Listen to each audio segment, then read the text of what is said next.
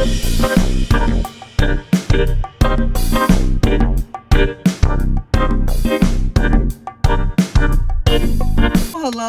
it is your mom of three in NYC, and I am back with another video. Yay! To all my A1 Day 1 subscribers, thank you guys for your support. I appreciate each and every one of you guys so much. Please make sure your post notifications are turned on so that you get each and every upload. To all my new visitors, welcome. My name is Taneza. I'm the mother of three. Empathetic. My kids are really empathetic children living in the heart of New York City. I welcome you. Join my YouTube family, my tribe. All you have to do is hit the button down below. The one that says subscribe, subscribe, subscribe. I'm on an adventure along with my Bible scholars to read through the Bible this year.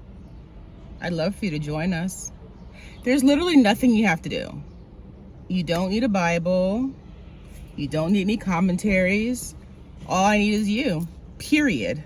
Period, poo. I will be reading out of the NIV translation, and any scripture that I read, I'll make sure I put it on the screen so that you can read along. Easy breezy. 1, 2, 3. Today's review is going to cover 1 Kings chapters 3 and 4. I think that's all. Let's go ahead and jump into it. Happy Friday to ya. I was reading this today and I was like, this is probably my favorite book of the Bible so far already. 1 Kings chapter 3. Chapters in 2 parts. 1, Solomon asking for wisdom, and 2, a very wise ruling. Verses 1, 2, and 3 of chapter 3.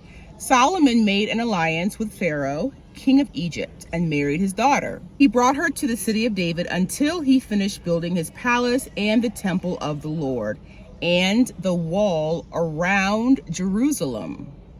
The people, however, were still sacrificing at the high places because a temple had not yet been built for the name of the Lord. Solomon showed his love for the Lord by walking according to the statutes of his father David, except that he offered sacrifices and burned incense on the high places. Solomon went to Gibeon for sacrifices. The Lord appeared to Solomon in a dream, asking him, "Ask for whatever you want me to give you." Verses 7, 8, and 9. This is Solomon speaking. "Now, Lord, my God, you have made your servant king in place of my father David. But I'm only a little child, do not know how to carry out my duties. Your servant is here among the people you have chosen, a great people, too numerous to count or number. So give your servant a discerning heart to govern your people and to distinguish between right and wrong. For who is able to govern this great people of yours?" So immediately, I love the way Solomon humbled himself before the Lord. But the Lord was pleased that instead of asking for death of his enemies, a long life, wealth for himself, an individual request, Solomon asked for discernment in administering justice. So because of his request, the Lord will give him a wise and discerning heart and riches and honor. So he gets all of the above. Verse 14. My Bible scholars know that this Bible was gifted to me by my now husband, then boyfriend, in 2006, and I love to read all of the verses that he had underlined. So he had underlined verse 14 of chapter 3, so I'm going to read that out loud to you guys. "And if you walk in my ways, obey my statutes and commands as David your father did, I will give you a long life." And I was reading this, Bible scholars, and I was just thinking about how the importance of integrity as a parent, because what you're known for will affect future generations. So David's righteousness and his obedience is now affecting his son Solomon. I have total respect for the Bible, complete respect. But when I said it was all a dream, I thought of a rapper. I'm not going to go any further than that. But it was all a dream. So the Lord asking him to ask for whatever he wanted, telling him, I want wisdom, but then God giving him wisdom as well as wealth and honor was all a dream. All right. Verse 16.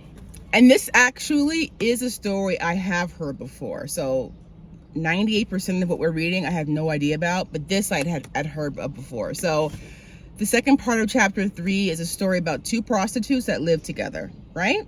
So in the home, it's only them and their two infant sons who are literally 3 days apart. So they don't give them names. No, they don't. They don't. So the first woman is claiming that the other woman rolled over in her sleep and killed her son. While I was sleeping, she took my living son and put her deceased son next to me. When I woke up, that's when I saw what had happened. I looked at the infant's face. I initially thought my child was dead, but when I looked at the infant's face, I realized it was not my child. And so Solomon, his ruling is to cut the baby in half, and each woman could have half of the baby. Woman 1, who thinks that this woman took her living child for herself, what the ruling, she cried out, right? She cried out and said, no, just let her have it, because she didn't want her child to die. And so then that's how, and woman 2, she was all for it. She's like, yeah, that's right. Cut it in 2. We can each have half. Because woman 2 gave that answer of cutting it, he knew that she was not the mother. The woman that was willing to give up her child completely in order for her child to continue to live was the true mother. I'll read it. It said, the other said, neither I nor you shall have him. Cut him in 2. In verse 27, the king gave his ruling. Give the living baby to the first woman. Do not kill him. She is his mother. I love verse 28. When all Israel heard the verdict the king had given, they held the king in awe, because they saw that he had wisdom from God to administer justice. Chapter 4 begins with listing King Solomon's chief officials. It lists his 12 district governors. I wanted to read for you verses 20, 21, and 22. Solomon's daily provisions. The people of Judah and Israel were as numerous as the sand on the seashore. They ate, they drank, and they were happy. And that's a fulfillment of God's promise to Abraham. Oof. You guys, the Bible just is so consistent. It's so consistent. God is so faithful. So verse 20, the people of Judah and Israel were as numerous as the sand on the seashore. They ate, they drank, and they were happy. Solomon ruled over all the kingdoms from the river, and the river they're talking about is the Euphrates River, to the land of the Philistines as far as the border of Egypt. These countries brought tribute and were Solomon's subjects all his life. Solomon's daily provisions were 30 cores of fine flour, and cores is about 185 bushels, 6.6 kiloliters. 60 cores of meal, 10 head of stall-fed cattle, 20 of pasture-fed cattle, and 100 sheep and goats, as well as deer, gazelles, roebucks, and choice fowl. I wanted to read for you verse 29. God gave Solomon wisdom and very great insight, a breadth of understanding as measureless as the sand on the seashore.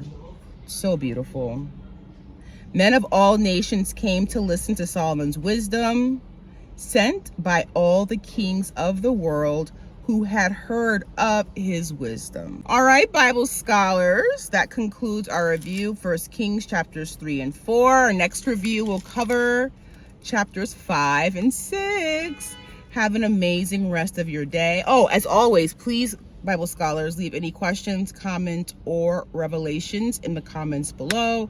I do look forward to seeing each one of you in our next review. Bye for now, Bible scholars.